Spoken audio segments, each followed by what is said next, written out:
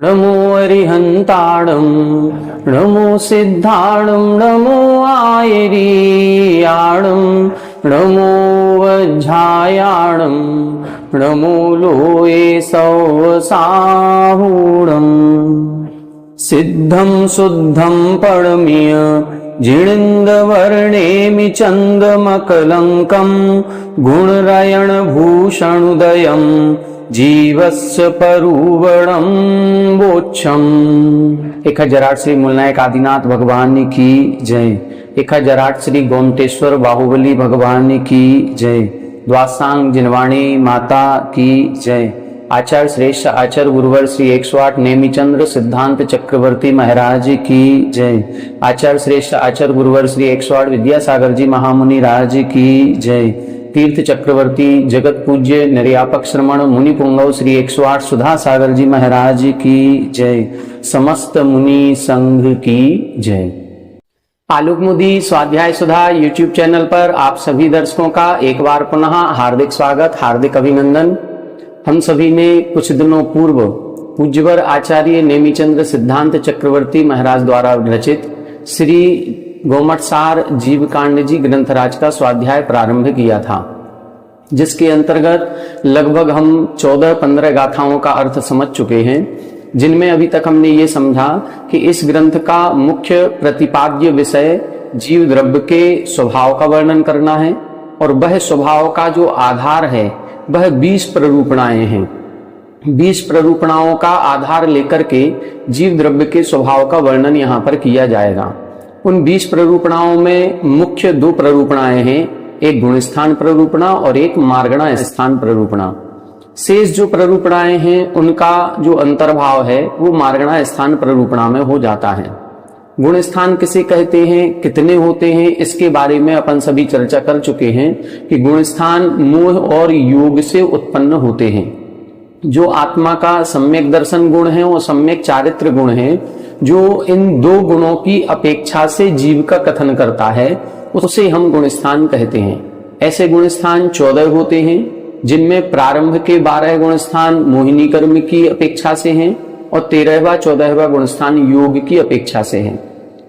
प्रारंभ के 12 गुणस्थानों में भी प्रारंभ के 4 गुणस्थान दर्शन मोह की प्रधानता से कहे गए हैं और 5वें से 12वें तक चारित्र मोह की प्रधानता से कहे गए हैं। इसी दर्शन मोह और चारित्र मोह के उदय, उपशम, क्षय और क्षय उपशम की अपेक्षा ही इनमें उत्पन्न होने वाले भावों की चर्चा भी की गई है। प्रथम गुण स्थान में औदयिक भाव होता है, दूसरे में पारिणामिक, तीसरे गुण स्थान में क्षयोपशमिक, चौथे गुण स्थान में तीनों भी भाव उत्पन्न हो सकते हैं। पंचम गुण स्थान से चारित्र मोह की अपेक्षा लेते हैं तो 5वें, 6वें और 7वें इन तीनों गुण स्थानों में क्षयोपशमिक चारित्र होता है, इसलिए क्षयोपशमिक भाव है। 8वें, 9वें, 10वें और 11वें इन 4 उपशम श्रेणी के गुण स्थानों में औपशमिक चारित्र होने से औपशमिक भाव है और 8, 9, 10, 12 इन 4 गुण स्थानों में छपक श्रेणी होने से छायक चारित्र होने से छायक भाव होता है। 13वां 14वां गुण स्थान और सिद्धों में छायक भाव कहा गया है। इस प्रकार से अपन ने भावों की चर्चा की थी। फिर इसके बाद इधर इन्होंने एक एक गुण स्थान की चर्चा करना प्रारंभ किया था, जिसमें पूर्व कक्षा में हमने प्रथम गुण स्थान के संबंध में 2 गाथाएं समझी थी। उन 2 गाथाओं में प्रथम गुण स्थान की परिभाषा बताई गई थी, जिसमें इन्होंने लिखा था कि मिथ्यात्व प्रकृति के उदय के कारण से जो तत्वों पर अश्रद्धान भाव उत्पन्न होता है, सच्चे देवसास गुरु के प्रति श्रद्धा, आस्था, विश्वास प्रकट नहीं होता है, ऐसे अश्रद्धान युक्त भावों को मिथ्यात्व कहते हैं और ऐसे मिथ्यात्व से सहित परिणामों वाले जीवों को हम मिथ्या दृष्टि जीव कहते हैं। ऐसे मिथ्या दृष्टि जीव 5 प्रकार के होते हैं: एकांत, विपरीत, वैनयिक, संशयित और अज्ञानिक। इन 5 की परिभाषा अपन ने पूर्व कक्षा में समझी थी और ये 5 कौन कौन जीव होते हैं इसके उदाहरण भी अगली गाथा में इधर इन्होंने दिए थे। ये जो उदाहरण यहाँ पर दिए गए हैं ये उस समय जिस समय महावीर भगवान थे और महावीर भगवान की दिव्य देशना के समय जितने और मत मतांतर प्रचलित हुए और उन मत मतांतरों ने अपने आप को एक तीर्थंकर के रूप में प्रस्तुत किया और जैन धर्म जिन आगम या जिन शास्त्रों के विरुद्ध अपनी मंतव्य को प्रकट किया, ऐसे उन मंतव्यों को दृष्टिगत रखते हुए यहाँ पर कुछ उदाहरण दिए गए।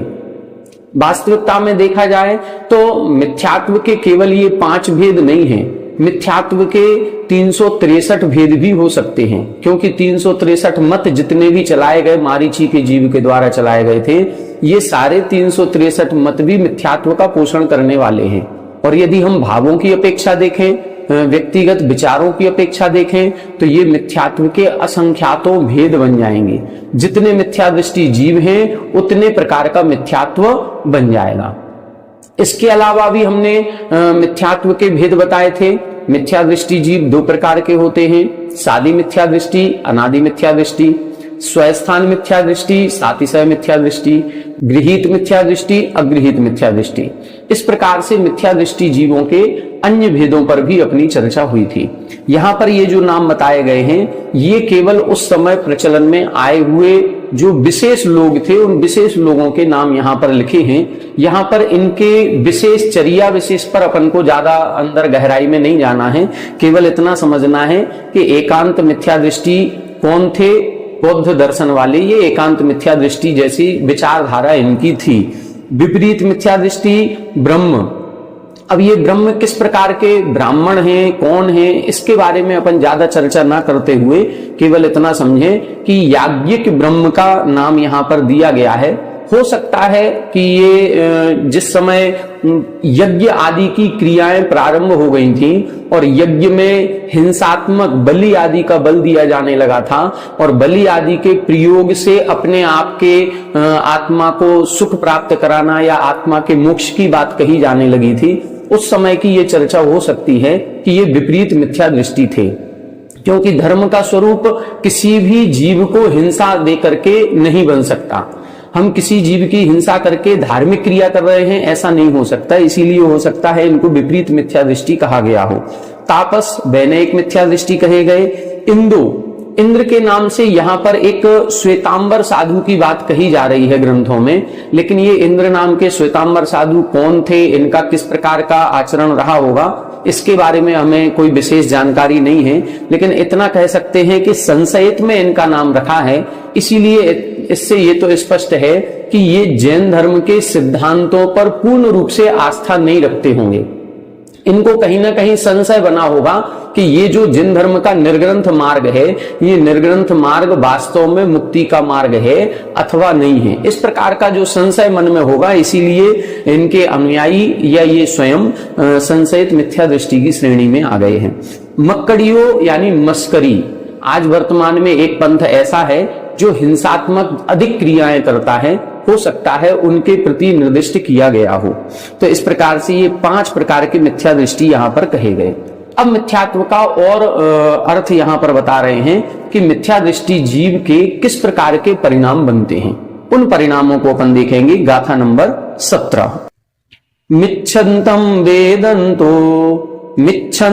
वेदन्तो जीवो विविरीय दंसणो होदी, जीवो विविरीय दंसणो होदी। नय धम्मं रोचे दिहु, नय धम्मं रोचे दिहु, महुरं खुरसं जहाजरिदो, महुरं खुरसं जहाजरिदो। मिच्छन्तं वेदन्तो जीवो विविरीय दंसणो होदी, नय धम्मं रोचे दिहु, महुरं खुरसं जहाजरिदो। देखें यहां बता रहे हैं मिच्छन्तं वेदन्तु, जो मिथ्यात्व प्रकृति का वेदन कर रहा है। वेदन करने का मतलब जिसके मिथ्यात्व प्रकृति का उदय चल रहा है, उसके किस प्रकार के परिणाम बनते हैं। कुछ परिणामों की व्याख्या पूर्व गाथा में करी थी, उसमें बताया था कि उसको 7 तत्वों के यथार्थ स्वरूप पर श्रद्धान नहीं होता है। लेकिन वो श्रद्धान किस कारण से नहीं होता है, किस प्रकार नहीं होता है, अब उदाहरण स्वरूप यहाँ पर समझा रहे हैं कि मिच्छन्तम वेदन्तु, मिथ्यात्व का जो वेदन करने वाला है, ऐसा जीवो जीव विवरीय दंसणो होदी, वो विपरीत श्रद्धान वाला होता है। दर्शन का मतलब श्रद्धान, वो विपरीत श्रद्धान वाला होता है। उससे जो सच्चे धर्म का उपदेश किया जाता है, सच्चे देवशास्त्र गुरु का उपदेश या स्वरूप समझाया जाता है, उसको उस पर विश्वास नहीं होगा।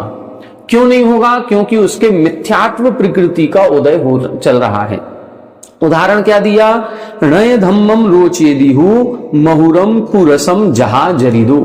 जहा यानी जिस प्रकार से, जरिदो ज्वरित, ज्वरित का मतलब है जिसके बुखार हुआ है, जिसके फीवर आया हुआ है। और कौन सा फीवर? इसमें विशेष लिखा हुआ है पित्त ज्वर वाला।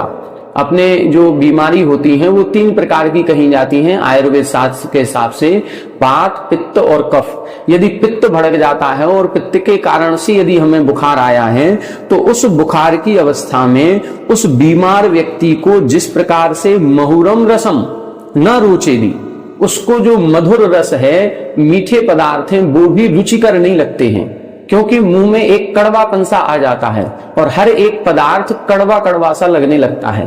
कुछ खाने की रुचि नहीं होती है। पदार्थ अच्छा है, स्वादिष्ट है, मधुर है, रुचिकर भी है, उसको पहले तो पसंद था, लेकिन जब से ये बीमार हुआ है तब से उसको वह स्वादिष्ट रुचिकर पदार्थ भी अरुचिकर लगने लगा है। ये किस कारण से हो रहा है? उस बीमारी के कारण से हो रहा है, उस पित्त ज्वर के कारण से हो रहा है। उसी प्रकार से इधर बता रहे हैं कि जब किसी व्यक्ति के मिथ्यात्व प्रकृति का उदय हो जाता है, तो उस मिथ्यात्व प्रकृति के उदय के कारण से उसको सच्चे देवशास्त्र गुरु का स्वरूप समझाने पर भी उसको श्रद्धान नहीं होता है। उसको अच्छी बातें बताई जाए, पुण्य के कार्य बताए जाए, धार्मिक क्रियाओं का उपदेश दिया जाए, तो उसको रुचिकर नहीं लगते हैं, उसको सभी अरुचिकर या अश्रद्धापूर्ण लगते हैं। इस प्रकार का ये यहाँ पर उदाहरण दिया गया। ये मिथ्या दृष्टि जीव की एक प्रकार की विशेषता है।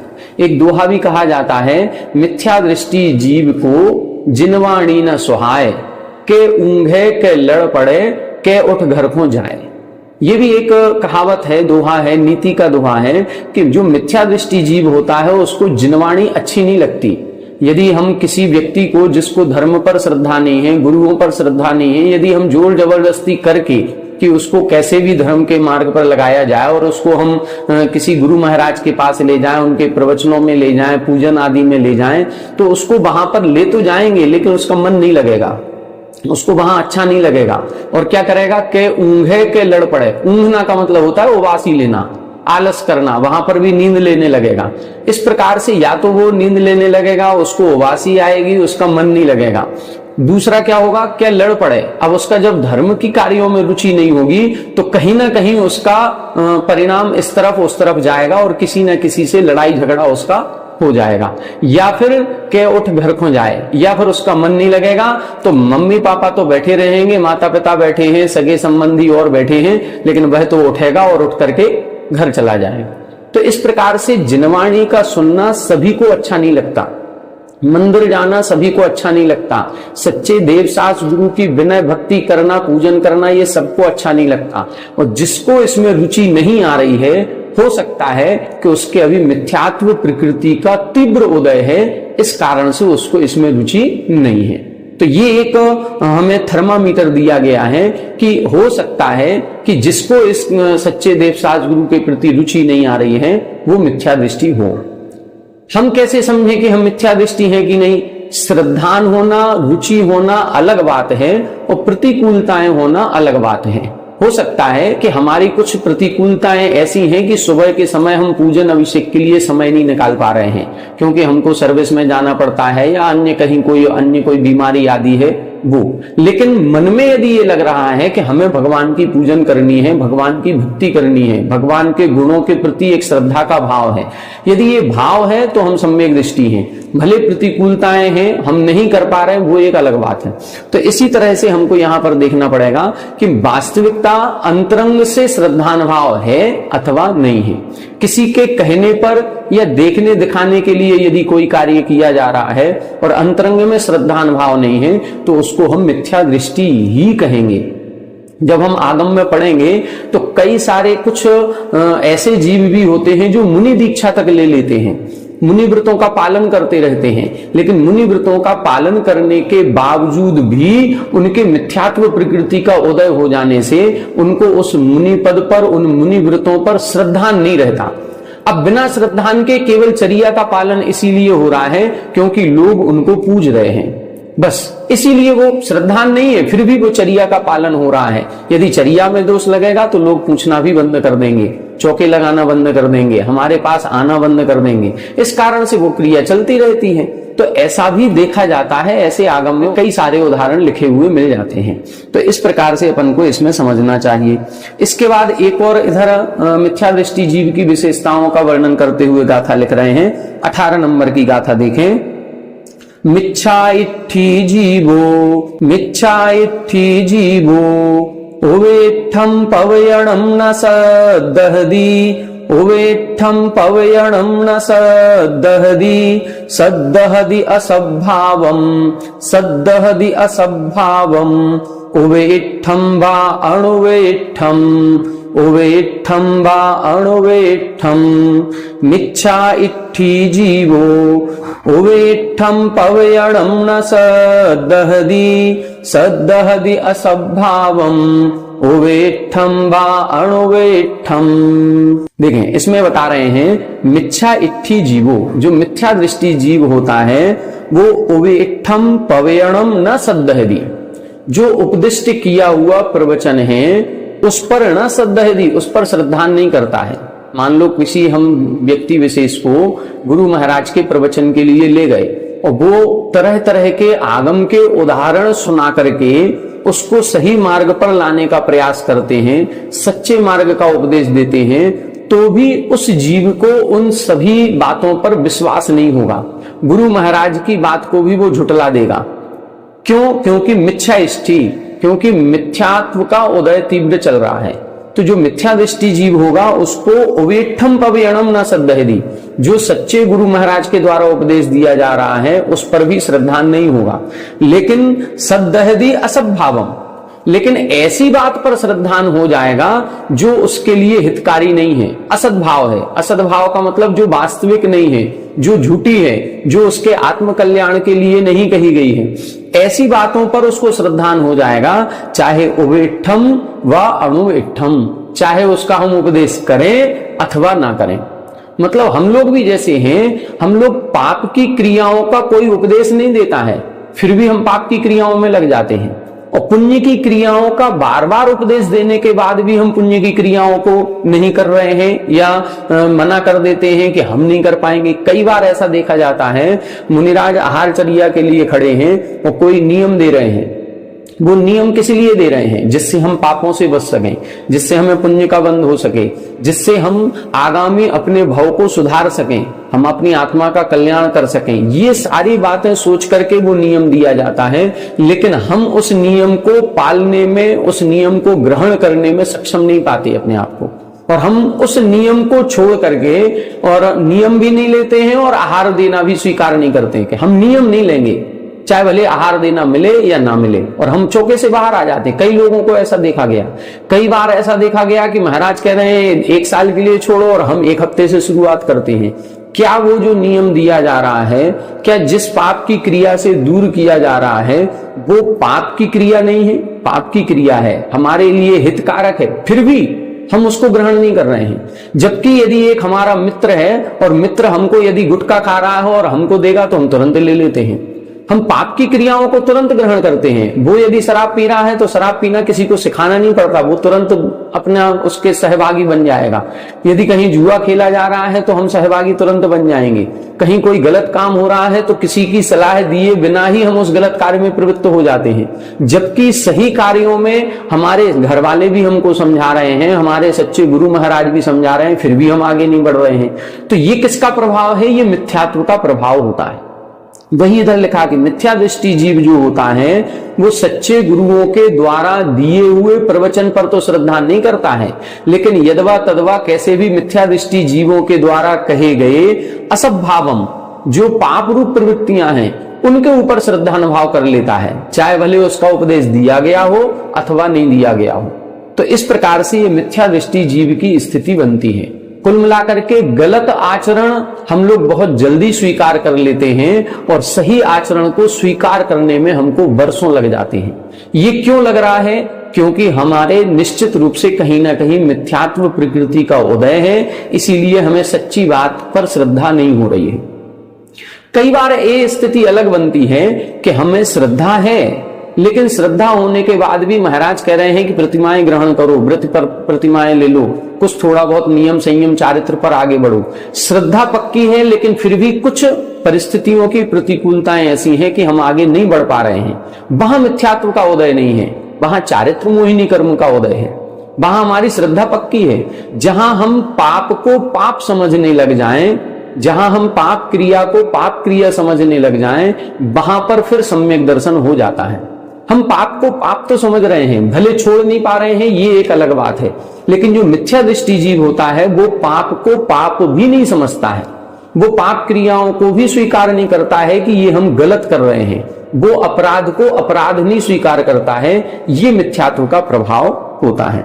इस प्रकार से इधर 4 गाथाओं के द्वारा मिथ्या दृष्टि जीव का यहां पर वर्णन किया गया, प्रथम गुण स्थान का। इसके बाद ये दूसरा गुण स्थान प्रारंभ होगा। इसमें थोड़ा सा एक और समझे कि ये मिथ्यात्व गुण स्थान जो होता है, इसका काल कितना होता है, इसका समय कितना है। तो इसके समय के बारे में हालांकि इस ग्रंथ में नहीं आया है, फिर भी एक सामान्य जानकारी के लिए हम आपको बता रहे हैं कि मिथ्यात्व गुण स्थान का काल कितना माना जाए। तो यहां 3 अपेक्षाएं रखी जाती हैं। एक अपेक्षा तो है कि मिथ्यात्व का काल अनादि अनंत होता है, मतलब कोई जीव ऐसे हो सकते हैं जो अनादि काल से मिथ्यात्व में हैं और अनंत काल तक मिथ्यात्व में ही रहेंगे, जिनका मिथ्यात्व कभी नहीं छूटेगा। इस अपेक्षा से तो है आदि अनंत। ऐसे कौन से जीव होते हैं? ऐसे जीव होंगे अभव्य जीव, ऐसे जीव होंगे दूरान दूर भव्य, भव्य हैं लेकिन दूरान दूर भव्य हैं। ऐसे जीव हैं जो निगोद पर्याय से कभी निकलेंगे ही नहीं। और अभव्य जीव है वो अन्य पर्यायों को प्राप्त करेगा, लेकिन उसमें सम्यक दर्शन प्राप्त करने की योग्यता नहीं है। तो ऐसे इन दोनों प्रकार के जीवों की अपेक्षा यदि हम लगाएंगे तो मिथ्यात्व का काल अनादि है और अनंत काल तक चलेगा। यदि हम दूरभव्य और निकट भव्य की अपेक्षा बात करेंगे तो मिथ्यात्व का काल अनादि शांत कहलाता है। अनादि शांत का मतलब ऐसा कोई जीव हो सकता है कि जिसने आज तक सम्यक दर्शन प्राप्त नहीं किया, जिसने आज तक मिथ्यात्व को नहीं छोड़ा, जिसका मिथ्यात्व आज तक नष्ट नहीं हुआ, लेकिन आगामी भविष्य में नष्ट होगा, जो अंत सहित है, इसीलिए बोलते शांत। तो अनादि शांत का मतलब है कि जो अनादि काल से है लेकिन शांत अंत सहित है। अब इसका अंत कब होगा इसके बारे में कुछ नहीं कह सकते, इसीलिए केवल इतना ही कहा गया अनादि शांत। ये दूरभव्य निकट भव्य की अपेक्षा। तीसरा एक बनता है सादि शांत। सादि शांत उसे कहते हैं सा आदि, जिसका प्रारंभ भी सहित है और जिसका अंत भी सहित है। ऐसे जीव कौन होते हैं? ऐसे जीव वो कहलाते हैं जिन्होंने एक बार सम्यक दर्शन प्राप्त करके और फिर मिथ्यात्व में आए हैं। सम्यक दर्शन प्राप्त कर लिया और सम्यक दर्शन प्राप्त करने के बाद कुछ परिणाम ऐसे बने कि पुनः मिथ्यात्व प्रकृति का उदय आया और मिथ्यात्व गुण स्थान में आ गए। अब जो मिथ्यात्व गुण स्थान में आए हैं तो ये इनका प्रारंभ सहित हो गए आदि, और ये मिथ्यात्व एक ना एक दिन नियम से नष्ट होगा ही होगा, क्योंकि ये नियम है कि एक बार यदि सम्यक दर्शन प्राप्त हो गया है तो फिर ऐसा जीव नियम से अर्ध पुद्गल परावर्तन काल में मोक्ष प्राप्त करता ही करता है। तो ऐसा जो सादि शांत है इसका काल कहा गया जघन्य से अंतर्मुहूर्त और उत्कृष्ट से अर्ध पुद्गल परावर्तन। जघन्य से अंतर्मुहूर्त का मतलब ऐसा जीव कोई जीव है जिसने सम्यक दर्शन प्राप्त किया था, सम्यक दर्शन छूटा और मिथ्यात्व में आया। अब मिथ्यात्व में आते ही मात्र अंतर्मुहूर्त मिथ्यात्व में रहा और पुनः सम्यक दर्शन प्राप्त करके क्षायक सम्यक दर्शन किया और मोक्ष चला गया। तो वह जीव कितनी देर रहा मिथ्यात्व में? अंतर्मुहूर्त। तो ये जघन्य काल अंतर्मुहूर्त। उत्कृष्ट से कितना हो सकता है? कोई जीव सम्यक दर्शन को छोड़ करके या सम्यक दर्शन नष्ट करके मिथ्यात्व में आया तो मिथ्यात्व में आने के बाद संसार में भ्रमण करने लगा। अब इसका उत्कृष्ट काल है अर्ध पुद्गल परावर्तन। अर्ध पुद्गल परावर्तन काल के बाद वो नियम से सम्यक दर्शन प्राप्त करेगा और फिर उसको नियम से मोक्ष होगा ही होगा। तो ये जो सादी शांत काल कहा गया है, इसका जघन्य काल अंतर्मुहूर्त और उत्कृष्ट काल अर्ध पुद्गल प्रावर्तन काल कहा जाता है। इस प्रकार से ये मिथ्यात्व गुण स्थान का काल अपन को समझना चाहिए। एक अपेक्षा से अनादि अनंत है, एक अपेक्षा से अनादि शांत है, और एक अपेक्षा से सादी शांत है। जहां सादी शांत होगा वहां पर जघन्य और उत्कृष्ट दोनों प्रकार का भेद बन जाएगा। जघन्य से अंतर्मुहूर्त, उत्कृष्ट से अर्ध पुद्गल परावर्तन काल। आगे देखें 19 नंबर की गाथा। इसमें अब दूसरे गुण स्थान की परिभाषा बता रहे हैं। आदिम सम्मत्तद्धा, आदिम सम्मत्तद्धा समयादो छावलित्तिवा शेषे, समयादो छावलित्तिवा शेषे अण अन्नद हृदयादो, अण अन्नद हृदयादो नासीय सम्मोत्ति शासन फोसो, नासीय सम्मोत्ति शासन फोसो आदिम सम्मत्तद्धा समयादो छावलित्तिवा शेषे अण अन्नद हृदयादो नासीय सम्मोत्ति शासन फोसो। यहां अब दूसरे गुण स्थान की परिभाषा बता रहे हैं। दूसरे गुण स्थान के बारे में अपन पूर्व में समझ चुके हैं जब हमने इसमें भावों की चर्चा की थी कि दूसरे गुण स्थान में पारिणामिक भाव होता है। अब यहां पुनः समझेंगे गाथा से अर्थ लगाते हुए कि दूसरा गुण स्थान कब बनता है, कैसे बनता है, किस जीव के बनता है।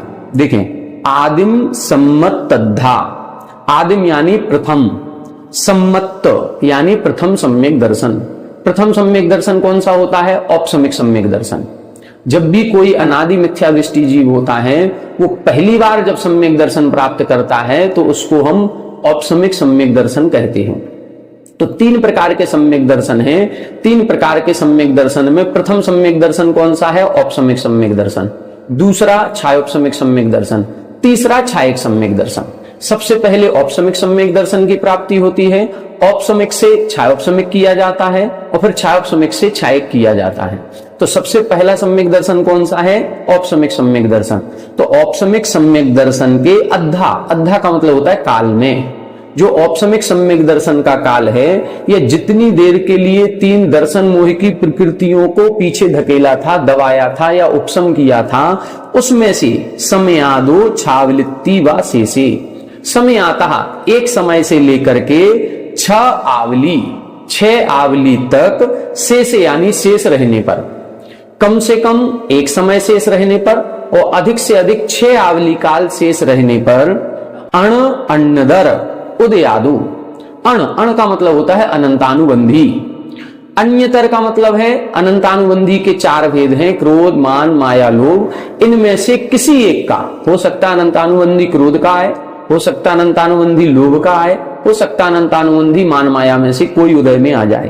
तो अण अन्नदर उदयादु, अण यानी अनंतानुबंधी में से किसी एक प्रकृति के उदयादु, उदय आने से नासीय सम्मुति, जिसने सम्यक दर्शन को नासीय नष्ट कर दिया है, उसको सासणफोसो, सो यानी वह सासणफो, सासादन सम्यक दृष्टि कहलाता है, या शासन नाम का दूसरे गुण स्थान वाला कहलाता है। यहां पर गाथाओं में शासन शब्द दिया है, प्रचलन में सासादन कहलाता है। दोनों भी नाम समान है, अर्थ दोनों का समान है। तो यहां पर स्पष्ट परिभाषा बता दी, किसी जीव ने प्रथमोपशम सम्यक दर्शन प्राप्त किया और उपशम सम्यक दर्शन प्राप्त किया तो अंतर्मुहूर्त के लिए उसने तीनों प्रकृतियों को दबाया। 3 प्रकृतियां अंतर्मुहूर्त के लिए दबी थी, लेकिन जैसे ही जब उनका समय पूरा होने को था, उसमें से कम एक समय और उत्कृष्ट से 6 आवली काल शेष रहने पर बीच में अनंतानुबंधी कसाय का उदय आ गया। किसी भी कसाय की प्रकृति का उदय आया तो वह नासीय सम्यक, तो उसका सम्यक दर्शन नष्ट हो गया। अनंतानुबंधी का उदय आते ही सम्यक दर्शन नष्ट हो गया। मिथ्यात्व का उदय आया नहीं अभी, क्योंकि मिथ्यात्व तो अभी उपशम में है। तो मिथ्यात्व का उदय आया नहीं, सम्यक दर्शन नष्ट हो गया, तो ऐसे जीव को हम सासादन सम्यक दृष्टि कहते हैं। कई लोग इसको सम्यक दृष्टि समझने लगते हैं। क्यों? क्योंकि इसके नाम के आगे सासादन सम्यक दृष्टि लगा है। जैसे औपसमिक सम्यक दृष्टि, छायक सम्यक दृष्टि, छायोपसमिक सम्यक दृष्टि, तो सासादन सम्यक दृष्टि। कुछ लोग इसको ये मानते हैं कि ये भी सम्यक दृष्टि है, इसका भी सम्यक दर्शन नष्ट नहीं हुआ, जबकि स्पष्ट लिखा है नासीय सम्मो, इसका सम्यक दर्शन नष्ट हो गया, ये अब सम्यक दृष्टि नहीं है। फिर सम्यक दृष्टि शब्द क्यों लगाया? सम्यक दृष्टि शब्द तो लगाया है, लेकिन उसके पहले एक विशेषण लगा है सा साधन। सा साधन का मतलब है सा आसाधन, आसाधना से सहित है। किसकी आसाधना से सहित है? सम्यक दर्शन की आसाधना। आसाधना का मतलब होता है विराधना। जो सम्यक दर्शन की विराधना से सहित है, ऐसा जीव दूसरे गुण स्थानवर्ती कहलाता है। जैसे कभी कभी मान लो मनमोहन सिंह जी हैं, अब मनमोहन सिंह जी को अपन क्या बोलते हैं? भूतपूर्व प्रधानमंत्री। तो क्या बोल रहे हैं? भूतपूर्व प्रधानमंत्री। तो प्रधानमंत्री शब्द लगा है, तो क्या वो प्रधानमंत्री हैं? नहीं है। तो फिर प्रधानमंत्री क्यों लगाया? अरे प्रधानमंत्री इसीलिए लगाया क्योंकि उसके साथ हमने एक विशेषण और लगाया है, भूतपूर्व। ये भूतपूर्व का मतलब है ये पूर्व में थे, अब नहीं है। भूतपूर्व का मतलब ये है पहले ये प्रधानमंत्री थे, अब नहीं है। इसी तरह से इधर विशेषण लगा है सा साधन सम्यक दृष्टि, ये सम्यक दृष्टि था, अब नहीं है। तो यहां दूसरे गुण स्थान को स्पष्ट समझे, ये सम्यक दृष्टि जीव नहीं है, इसका सम्यक दर्शन नष्ट हो गया। लेकिन ये मिथ्या दृष्टि भी नहीं है, हम इसको मिथ्या दृष्टि भी नहीं कहेंगे, तो फिर क्या कहेंगे? इसीलिए एक नया नाम दिया गया, दूसरा गुण स्थान बना, उसका नाम है सा साधन सम्यक दृष्टि। इसका उत्कृष्ट काल कितना है? इसका उत्कृष्ट काल 6 आवली है और जघन्य काल 1 समय होता है, इससे ज्यादा इसका काल नहीं है। इसका रास्ता फिर एक ही है, ये नियम से पहले गुण स्थान में ही आता है। ऐसा जीव नियम से मिथ्या दृष्टि ही बनेगा और कहीं नहीं जाएगा। आइए देखें, अगली गाथा देखें और भी इसमें कुछ स्पष्ट हो जाएगा। सम्मत्तरयण पव्वय, सम्मत्तरयण पव्वय, सेहरादो मिच्छ भूमि समाभिमुहो, सेहरादो मिच्छ भूमि समाभिमुहो, णासीय सम्मत्तोसो, णासीय सम्मत्तोसो, सासण नामो मुणे यब्बो, सासण नामो मुणे यब्बो। सम्मत्तरयण पव्वय, सेहरादो मिच्छ भूमि समाभिमुहो, णासीय सम्मत्तोसो, सासण नामो मुणे यब्बो। यहां बता रहे हैं सम्मत्तरयण पव्वय सेहरादो। सम्मत यानी सम्यक्त्व, रयण यानी रत्न, पव्वय यानी पर्वत, और सेहरादो यानी शिखर से। सम्यक्त्व रत्न रूपी, देखो सम्यक दर्शन, सम्यक ज्ञान और सम्यक चारित्र, ये 3 रत्न हैं। और सम्यक दर्शन रत्न रूपी पर्वत के शिखर से जो गिर गया है, उस शिखर से गिरा है, पर्वत के शिखर से गिरा है, लेकिन मिच्छ भूमि समभिमुह, और मिथ्यात्व भूमि के सभी मुख है। समभिमुख का मतलब है उसकी तरफ जा रहा है, मिथ्यात्व रूपी भूमि को। ऊपर से कोई गिरेगा तो कहां जाएगा? जमीन पर आएगा। तो जमीन क्या है? मिथ्यात्व है। और वो शिखर क्या है? वो सम्यक दर्शन है। तो सम्यक्त्व रूपी शिखर से नीचे गिर गया है, मिथ्यात्व के सम्मुख है, लेकिन अभी मिथ्यात्व को प्राप्त नहीं हुआ। ऐसे जीव को दूसरा गुण स्थान वाला कहते हैं। हमने बताया था हम चौथी मंजिल पर खड़े हों और एक पत्थर नीचे फेंका, तो ऊपर से हाथ से पत्थर छूट गया, लेकिन जमीन तक नहीं आया। बीच में जो 2 सेकंड का समय लगा है, 3 सेकंड का समय लगा है, ये जो समय है, इस समय वो दूसरे गुण स्थानवर्ती कहलाता है। बस ये इधर बता रहे हैं कि सम्यक्त्व रतन रूपी पर्वत के शिखर से जो गिर गया है, मिथ्यात्व भूमि के प्राप्त करने के सम्मुख है, ऐसा जीव नासीय सम्मत्तो, सम्यक दर्शन जिसका नष्ट हो गया है, इसीलिए सो सासन नामो मुणे अब्बू, इसीलिए उसको शासन यानी साधन आसाधना से सहित, किसकी आसाधना? सम्यक दर्शन की आसाधना से जो सहित है, इसीलिए उसको सासाधन सम्यक दृष्टि कहा जाता है। ऐसा जीव की एक और विशेषता होती है कि ऐसा जीव कभी भी, यदि मान लो उस दूसरे गुण स्थान के काल में मरण हो गया, मान लो दूसरे गुण स्थान में आया, 6 आवली का समय था और इस समय उसका मरण हो गया, तो मरण होने पर कभी भी अधोगति को प्राप्त नहीं होता। अधोगति का मतलब नरक गति में नहीं जाएगा, केवल 3 गतियों में जाएगा, देव, मनुष्य या त्रियंच। यदि उसने पूर्व में देव आयु का बंध किया हुआ है तो वो इस 6 आवली काल के 3 भाग किए जाएंगे। तीन भाग में से प्रथम भाग में मरण करेगा यदि उसको देव में जाना है। यदि उसने मनुष्य में जाना है तो वो दूसरे भाग में मरण करेगा, और यदि त्रियंच में जाना है तो वो तीसरे भाग में मरण करता है। पहले भाग में मरण करने वाला देव बनता है, दूसरे भाग में मरण करने वाला देव और मनुष्य बन सकता है, तीसरे भाग में मरण करने वाला देव, मनुष्य और त्रियंच बन सकता है, लेकिन नरक में कभी नहीं जाता। ये इस गुण स्थान की विशेषता है। तो दूसरे गुण स्थान में मरण हो सकता है, आयुबंध भी हो सकता है, लेकिन मरण करने वाला या आयुबंध करने वाला नरक में नहीं जाता है। ये इसकी विशेषता होती है। तो ये इस प्रकार से अपन ने दूसरे गुण स्थान को देख लिया। इसकी चर्चा अपन पहले कर चुके हैं। ये दूसरे गुण स्थान को प्रथमोपसम सम्यक दृष्टि भी प्राप्त कर सकता है और द्वितीयोपसम सम्यक दृष्टि भी प्राप्त कर सकता है। द्वितीयोपसम सम्यक दृष्टि प्राप्त करता है, इस संबंध में आचार्यों के दो मत हैं। एक आचार्य महाराज के अनुसार उपसम श्रेणी से गिरने के बाद वह दूसरे गुण स्थान को भी प्राप्त हो सकता है, और एक आचार्य के मत से उपसम श्रेणी या द्वितीय उपसम से गिरने के बाद वह जीव चौथे गुण स्थान के नीचे नहीं आता है, दूसरे गुण स्थान को प्राप्त नहीं होता है। ऐसे दो मत आचार्यों के प्राप्त होते हैं। ये इस प्रकार से दूसरे गुण स्थान की विशेषताएं हो गई। अब तीसरा गुण स्थान यहां से प्रारंभ होगा, जिसकी चर्चा अपन आगामी कक्षा में करेंगे। आज की कक्षा में इतना ही। आज अपन ने पहले और दूसरे गुण स्थान को समझा, तीसरे गुण स्थान पर कल चर्चा करेंगे। आप सभी हमारे साथ बने रहें। सभी को जय जय।